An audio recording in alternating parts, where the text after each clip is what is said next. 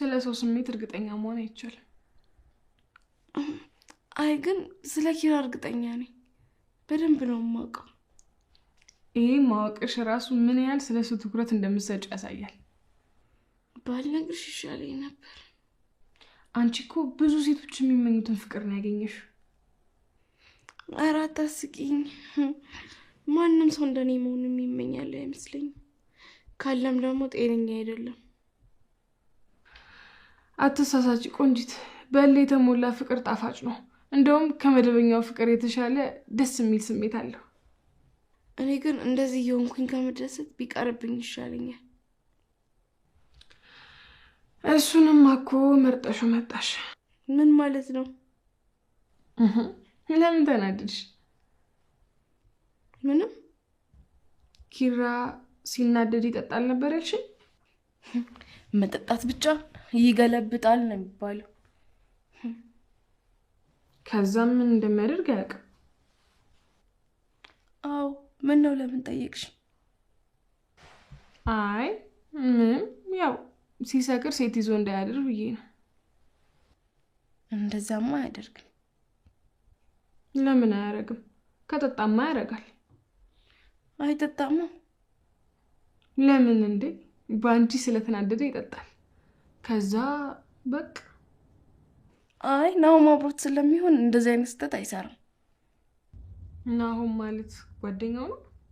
አዎ አብሮ አደጉ ነው። በቃ ሰኒ እንቅልፍ የመጣ ሂጂ። እሺ ለማንኛውም አስቢበት።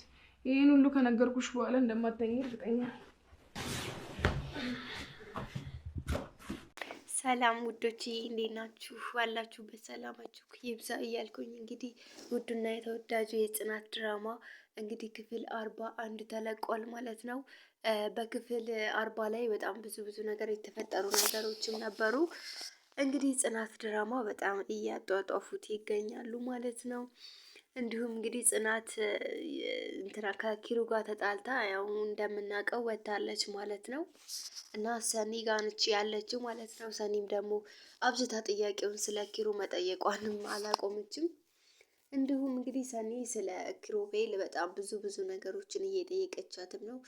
አንቺ እኮ እንዲሁም ጽናትን ራሱ አንቺ እኮ በጣም እድለኛ ነሽ፣ ማንም ሰው የሚመኘውን አይነት ህይወት ነው ፍቅር ነው ያለሽ ምናምን ስትላትም አይ ተይ አትሳሳቺ፣ ምክንያቱም የኔን ህይወት ማንም ሊመኘው አይችልም እያለችም ስትመልስላት ነበረ። እንግዲህ ጽናትም ያው እሷ ብቻ እንደምታፈቅረው እንጂ ኪሩቤል እንዳፈቀራት አታውቅም ማለት ነው። በእርግጥ ያው የፍቅር ጥያቄ ቢያቀርብላትም አቅርቡላትም እሷ በቃ ትጎዳኛለህ እንደማትጎዳኝ በምን እርግጠኛ እሆናለሁ? ከዚህም በኋላ ግን ከጎዳኸኝ ለምንም ለማንም የማልጠቅም አይነት አድርገህ ነው የምትጎዳኝ። ለማንም ጥቅም ሴት አልሆንም፣ እባክህ እንዳትጎዳኝ፣ ይሄ ነገር እዚሁ እናቆምም እያለችውም ነበረ። ኪሩ ደግሞ በፍጹም አናቆምም፣ ምክንያቱም እኔ አልጎዳሽም፣ እንደውም ከማንም እና ከሁሉም በላይ አድርጌ አንድ ላቅቄና የተሻለ ህይወት እንድትኖሪ ነው የማደርግሽም ብሏታል። ጽናት ግን ፈጽሞ ይህን ነገር ልትቀበለው አልቻለችም። ምክንያቱም ኪሩ በጣም ብዙ ጊዜ በሚያውቀውም ሆነ በማያውቀው ነገር ጽናትን ማስከፋቱን እየቀጠለበትም ስለቆየ አሁን ላይ ነው በቃ ስለሷ ማሰብ ሁሉን ነገር የጀመረው ማለት ነው። እንግዲህ ከረፈደም ቢሆን ያው ዋናው መግባቱ ነው ብዬ ነው ማምነው። ያው ጽናትና ኪሩቤል አብረው ቢኖሩና አብረው ቢቀጥሉ ያው ጽናት እውነት ለመናገር ለኪሩ በጣም የምትጨነቅለትና የምታስብለት ሴት ነች ማለት ነው። እና ምሩ እና ሁላቸውም እንደዚህ ቢያሽለጠልጡ ራሱ እንደ ጽናት ከልቡ የሚወደውና የሚያፈቅረው እንዲሁም የሚያስብለት የለም። ምክንያቱም ጽናትን ብላለች በቃ ቆይ ለምንድን ነው እኔ ከዚህ ቤት ማልወጣው? እንደወጣ ከፈለኩኝ ተመልሼ የምመጣው ለምንድን ነው በአንተ መቁረጥ ያቃተኝም እያለችውም ነበረ። ስለዚህ ጽናትና ኪሩ አንድ ላይ መሆን አለባቸው። ለኪሩም ደግሞ በጣም የምታስፈልገው ጽናትና ጽናት ብቻ ናቸው። ሌሎቹ ለጥቅምና ለሌላ ነገር ነው የሚቀርቡት ማለት ነው። እንዲሁም ጽናት ደግሞ ትክክለኛ ፍቅርን ብቻ ነው ከሱ የምትፈልገው። ኪሩ ደግሞ በጊዜው አልገባውም ነበር ይህን ነገር። አሁን ከረፈደ ነው እየገባው የመጣው ማለት ነው። ጽናት ደግሞ ኪሩ አዲስ ሰራተኛ አምጥቷል ማለት ነው። አዲስ ሰራተኛ አምጥቷል። ጽናትም ወደ ቤት ተመልሳ ነበረ። እንግዲህ እንዴት እንደተመለሰች ሁላችንም እንዳየ ነው ማለት ነው። ናሁሜና ናሁም እና ምሩ ናቸው። በቃ ተፈላስፈው ነው እነሱ ሁለታቸው በማያውቁት መንገድ ደካማ ጎናቸውን ተጠቅመው ነው እንዲታረቁ ያደረጉት ማለት ነው። ናሁምም ለኪሩ ጽናት ከዚህ ቤት ወጥታ ሌላ ቤት ገብታ በነበረችበት ሰዓት አሰሬዋ ጠቀጠቀጠቻት ብሎ ነው የነገረው ማለት ነው። ምሩም ደግሞ ሰክሮ ሰው ጋር ተደባድቦ ምናምን ነገር ብላ ለጽናት ነግራታለች ማለት ነው። ሁለቱም በጣም በድንጋጤና ሄደው ሲገናኙም ደግሞ ጽናትም በጣም ነው ለሱ ያሰበችው፣ እሱም እንደዛው በጣም ነው ያሰበላት ማለት ነው። ደህና ነክ ሲባባሉ እንዴ ምን ሆንኩ? እኔ ምንም አልሆንኩም። አንተ ደህና ነክ ማታ ተሰክረህ ማን የደበደበክ ምናምን ነገር ስትለውም ኧረ እኔ ምንም አልሆንኩም፣ እንዲሁም በተቃራኒው ጽናት ተጎድታለች፣ ተደብድባለች፣ የቱ ጋር ነው የደበደበችሽ ምናምን ነገር እያለ እንትን ሲል ነበረ። እንግዲህ ይሄ እኛንን ፈጥረን ነው ጸባ አስመስለን ልናስታርቃቸው እየፈለግ ነው ብለዋል ማለት ነው ናሁም። እንግዲህ እነዚህ ናሁምን የመሰለ ጓደኛ ስላለው እግዚአብሔር ይመስገን ማለት ነው። ያው ኪሩት ናሁም ጋም ተጣልተው በነበሩበት ሰዓት ያው ጽናት ነች ያስታረቀቻቸው። እንግዲህ ውዶች ሰኒም እንግዲህ ጥያቄዋን እያጧጧፈችው ትገኛለች። ጽናትን በጣም እየጠየቀቻት ነው ማለት ነው። እስኪ ስለ ኪሩ ንገሪኝም በማለትም ስጠይቃት ነበረ። እድለኛ ነሽም እኔ እንደዚህ አወራለሁ እንጂ እኮ እሱ አሁን ጊዜ እኮ ኪሩ እኔን ከነመፈጠሬ እረስቶኛልም እያለቻትም ነበር ማለት ነው። እሷም ደግሞ አይረሳሽም፣ ምክንያቱም አንቺ ከማንም በላይ እድለኛ ሴት ነሽም ስትላትም ደግሞ ይሄ ሁሉ ቀርቶብኝ ምን አለ እንደፈለግኩት ቢሆንልኝም እያለችም ስትላትም ነበር ማለት ነው። እንዲሁም ደግሞ ሰኒ ነገር እንግዲህ እኔ ምኑም ነው ያላማረኝ፣ እኔ አላቅም ብቻ ያው አብዝቶ መጠየቅ ብዙ ነገር አውቀው ያው የትምነ ተልኮ ነገር ይመስለኛል ማለት ነው። እንደዚህ ነው። ለምን ከብዙ ጊዜ አንዳንድ ነገሮችን በማመንና ሊረዷቸው እየመሰለን በጣም ብዙ መዘዞችም እየመጡም ስለምናይ እንደዛ ነው እያሰብኩኝ ያለሁት ማለት ነው። እንግዲህ ሰኒም ደግሞ ስለ ኪሩና ስለ ናሆሜ በጣም እየጠየቀች ነው። ናሆሜ ማለት የኪሩ ጓደኛ ነው አይደለ እያለችም እየጠየቀቻትም ነበር ማለት ነው። እንዲሁም ደግሞ ጽንዬም ደግሞ እንግዲህ እንዲህ በማለት ትመልስላታለች ማለት ነው። አዎ ኪሩ ከጠጣ ይጠጣል ብቻ በጣም መጠጥ ይጠጣል ብላ ስጠይቃትም አዎ መጠጣት ብቻ ይጠጣል ሳይሆን ይገለብጣል ብትይ ይቀልሻልም እያለችም እንትን ትላለች ማለት ነው። እንዲሁም ደግሞ ሰኒም ደግሞ ከጠጥቶ ከሰከረ በኋላ የሚያደርገውን ነገር አያቅም ማለት ነው እያለችም ትነግራለች።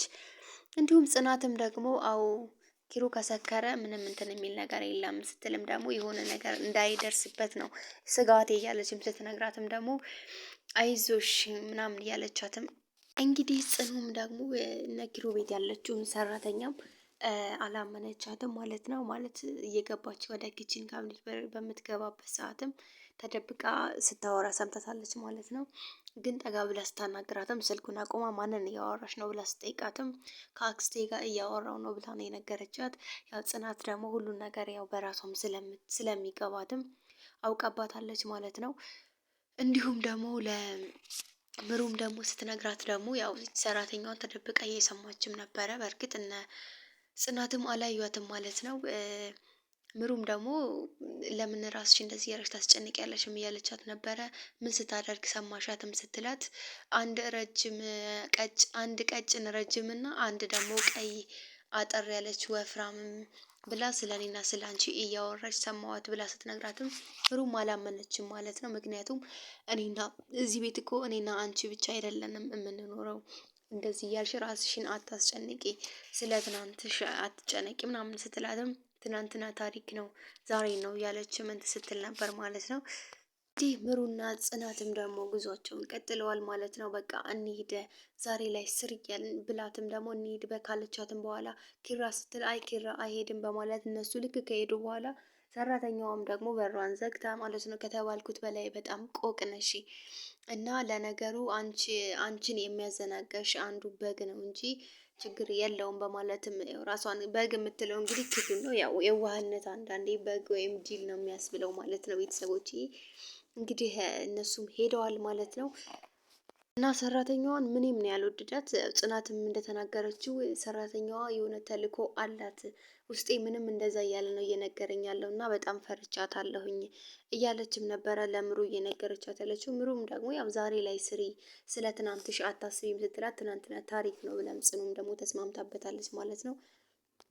እንግዲህ ጽናትም ደግሞ ወደ ሰኒ ቤት ሄዳም ደግሞ ጥያቄ የፈጠረባት ነገር የዛች የሰራተኛ ነገር ነው። እንዲሁም ደግሞ ሰኒም በጣም ጥያቄዋን እንደዛው ቀጥላለች ማለት ነው። ምነው ጓደኛሽን ሳታስተዋውቂኝ ሄደች ብላ ስጠይቃትም ያው ሁሉን ነገር ማወቅ እኔ ልወቅ የምትለው ነገር አለ ማለት ነው። እንዲሁም ደግሞ ጽናትም ደግሞ አይ ስለምትቸኩል ሄደች ብላም ነግራታለች። እና ስለ ሰራተኛዋ በጣም ብዙ ነገር እንትን እያለች ነው። ያው ጽናት ካለች ኪሩ ምንም እንደማይሆንም እናምናለን ማለት ነው። ጽናትዬ ሁሌም የኪሩ ነሽ ከጎን ሁኝ እያልን እንግዲህ ቤተሰቦቼ ሰላም ቆዩልኝ። እኔ ከወዲሁ ልሰናበታችሁ። ቻው